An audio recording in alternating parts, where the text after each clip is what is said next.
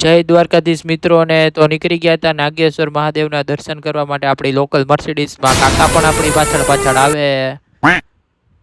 પછી મર્સિડીઝમાં બેસી ગયા હતા અમે અને હાલ્યા જઈ. પાછળ ઠાઠે બેઠા હતા પણ રોદાય એવા લાગે. ને ફાઇનલી મિત્રો પહોંચી ગયા હતા નાગેશ્વર મહાદેવના મંદિરે આપણે દર્શન કરવા. 12 જ્યોતિર્લિંગમાંનું એક કહેવાય આ નાગેશ્વર મહાદેવનું જ્યોતિર્લિંગ છે. આપણા ભગવાન ભોળાનાથ મહાદેવની વિશાળકાય પ્રતિમા છે, તમે જોઈ શકો છો. કેવી મસ્ત મોટી બધી મૂર્તિ આવેલી છે. તો બોલો હર હર મહાદેવ.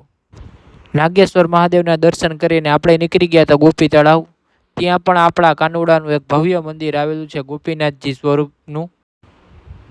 જોઈ શકો છો તમે કેવું સરસ અને સુંદર મંદિર છે.